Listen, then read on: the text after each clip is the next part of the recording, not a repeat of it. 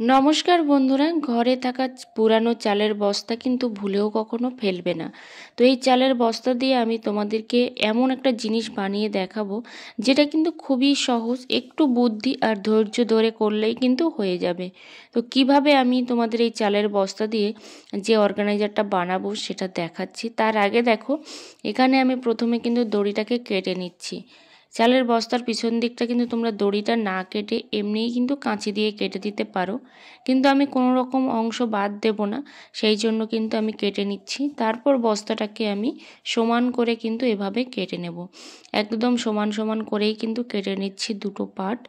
আর এই সব ফেলে দেওয়া জিনিস দিয়েই কিন্তু আমরা বানিয়ে ফেলতে পারি নতুন নতুন জিনিস, যেগুলো কিন্তু আমাদের অনেকটাই কাজে লাগে, দেখতেও অনেকটা সুন্দর হয়, সাথে কিন্তু আমাদের অনেক টাকা সেভিংসও হয়।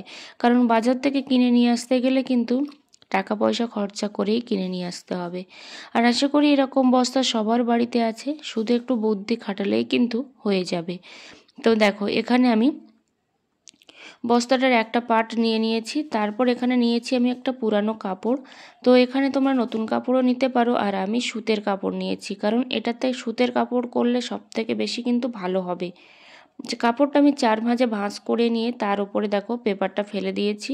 আর এটা কিন্তু একটা পার্টে আছে পেপারটা, আর একটা পার্ট কিন্তু আমি সরিয়ে রেখেছি।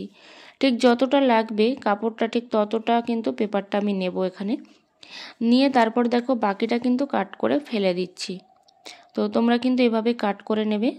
এই যে দেখো, আমার কিন্তু কাপড়টা কিন্তু কাটা হয়ে গেছে, আর আমি এখানে 4টে ভাঁজ করেছি দেখো। আর এটা কিন্তু উপরেরটা কিন্তু উল্টো সাইড আছে, আর ভেতরের পার্টগুলো কিন্তু উল্টো সাইড আছে, মানে সোজা সাইড আছে। তার উপরে দেখো পেপারটা আমি এভাবেই কিন্তু বসিয়ে দিলাম। বসিয়ে তারপরে কিন্তু আমি 3টে সাইড কিন্তু সেলাই করে নেব। মানে যে কোনো 3টে সাইড সেলাই করবে, কিন্তু একটা খোলা সাইড কিন্তু ছেড়ে রাখবে। একটা খোলা সাইড কিন্তু অবশ্যই ছেড়ে রাখতে হবে, আর 3টে সাইড কিন্তু একদমই পুরোপুরি সেলাই করে দেবে। ঠিক আছে, এইটা কিন্তু অবশ্যই মাথায় রাখবে। তারপর দেখো, যে পিনটা করেছিলাম সেই পিনটা কিন্তু আমি খুলে নিচ্ছি। পিন করলে কি হবে, কোনো রকম কিন্তু সরে যাবে না। তোমরা এটা পুরোপুরি কিন্তু হাতে সেলাই করেই করতে পারো, কিন্তু আমি তাড়াতাড়ি করার জন্য কিন্তু মেশিনেই করেছি। মেশিন বা হাতে যে কোনোভাবেই কিন্তু তোমরা এটাকে করে নিতে পারো। তারপরে দেখো, এটাকে আমি কিন্তু এবার উল্টে দেব। তো একটা পার্ট কিন্তু বস্তার সঙ্গে ধরেছি, ধরে কিন্তু উল্টে দিয়েছি, আর বাকি 3টে কিন্তু এক সাইডে ছিল। এবার দেখো, এটা দিয়ে কিন্তু আমরা যে কোনো কাজ নিজেদের ইচ্ছা মতো করে নিতে পারি, হয় বসার জায়গা, না হলে পাপোশ, না হলে অন্যান্য কিছু। কিন্তু আমি যে কাজে ব্যবহার করব সেটা কিন্তু তোমরা দেখলেই অবাক হয়ে যাবে।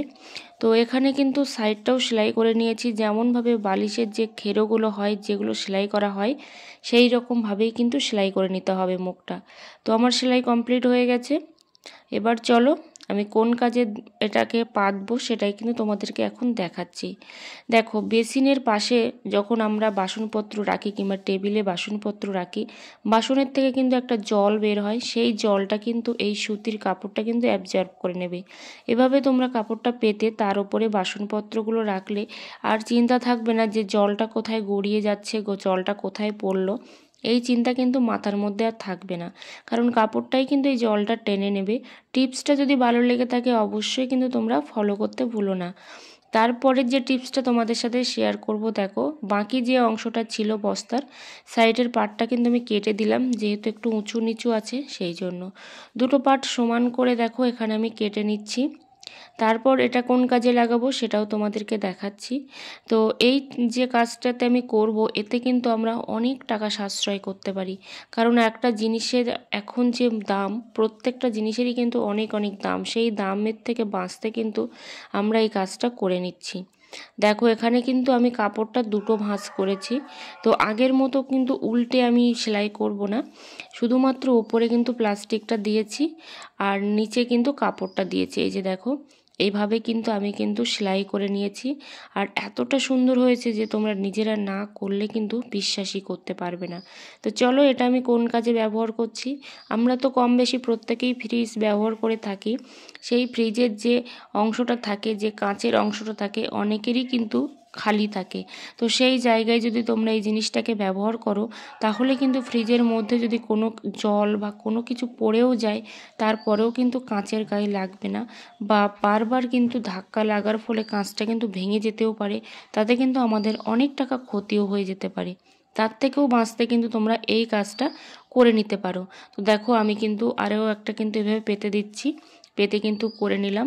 তোমরা চাইলে প্রত্যেকটা থাকাই কিন্তু এভাবে রাখতে পারো। ভিডিওটা ভালো লাগলে পাশে থেকো।